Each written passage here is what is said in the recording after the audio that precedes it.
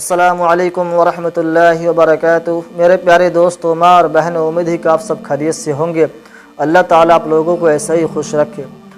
آج میں آپ کے لیے حاضر ہوا، جیسا کہ آپ سب کو معلوم ہے کہ رمضان المبارک کا مبارک مہینہ، مبارک گھڑی اب ہم سے رخصت ہونے والا ہے، ہم سے جانے والا ہے،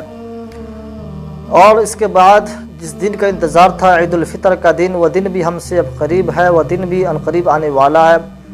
لیکن آج میں آپ کے سامنے حاضر ہوا کہ عید الفطر کے موقع پہ کیا ہمارا عید ہوگا، کیا ہمارا عید کی جو خوشیاں ہیں وہ خوشیاں دوبالا ہوں گی،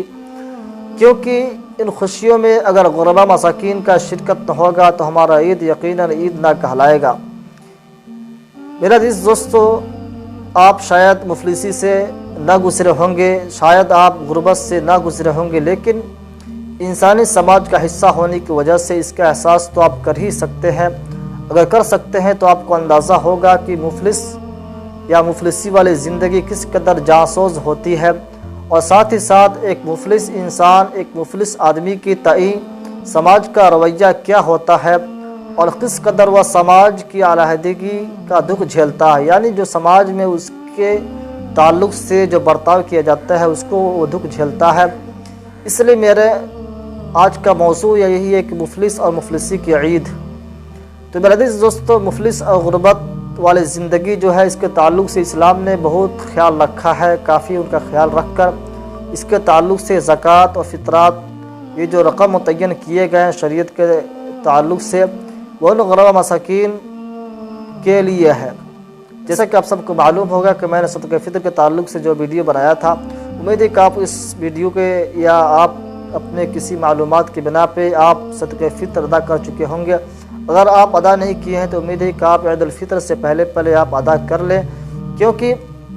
صدقہ فطر ادا کرنے کا جو اہم دو مقصد ہے، خاص مقصد ہے۔ پہلا مقصد یہ ہے کہ جو رمضان المبارک میں ہماری کمی کوتاہیاں ہوتی ہیں اس کی تلافی کے لیے، اور دوسرا وجہ یہ ہے کہ ان جو صدقہ فطر کا جو رقم ہے اس کے ذریعے سے غربا مساکین بھی ہمارے عید کی خوشیوں میں شریک ہو سکیں۔ تو جب آپ عید سے پہلے یعنی اسی رمضان میں صدقہ فطر کو ادا کریں گے تو اس رقم کے ذریعے ہمارے جو غربا مساکین ہیں ہمارے عید کی خوشیوں میں شریک ہو سکیں گے۔ تو آپ سے گزارش ہے کہ آپ اس سال جو صدقہ فطر کی جو رقم آپ کے علاقے، آپ کے احاطے میں بن رہی ہے، اس سے آپ بڑھ چڑھ کر زیادہ مقدار میں آپ صدقہ فطر نکالیں، تاکہ جیسا کہ آپ سب کو معلوم ہوگا کہ اس غربت اور مفلسی کے ساتھ ساتھ ہمارے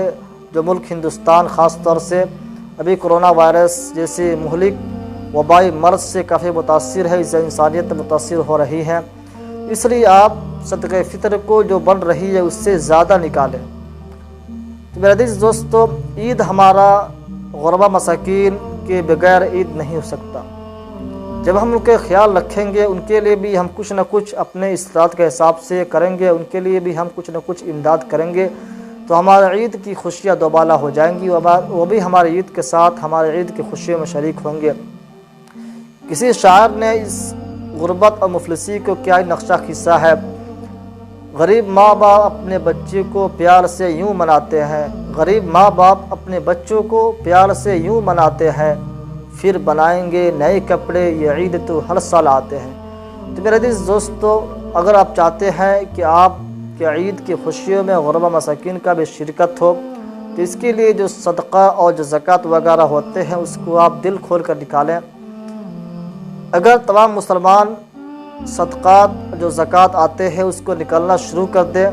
تو جو اللہ تعالیٰ کی عذاب ہے، چاہے وہ کسی شکل کے بھی عذاب ہو، زلزلے کے شکل میں ہو یا وبائی مرض کی شکل میں ہو، تو یہ جو تمام آفات و بلیات آ رہے ہیں تو یہ تمام چیز ختم ہو جائیں گے۔ جب بھی دنیا میں ظلم زیادتی بڑھ جاتی ہے، طاقتور کمزور کو نگل جانا چاہتا ہے، تو اس طرح کے آزمائشیں، اس طرح کے عذاب آتے ہیں، اور جب زکوٰۃ بند کر دیے جاتے ہیں، یعنی جو غربا مساکین کا حق ہے، وہ حق مالدار یعنی صاحب نصاب جن کو شریعت نے مالدار مانا ہے، جب وہ لوگ زکوٰۃ بند کر دیتے ہیں تو اللہ تعالیٰ کی جانب سے بارش بند ہو جاتی ہے۔ تو میرے عزیز دوستو، ہم سب کی یہاں ذمہ داری بنتی ہے کہ ہم لوگ دل کھول کر صدقہ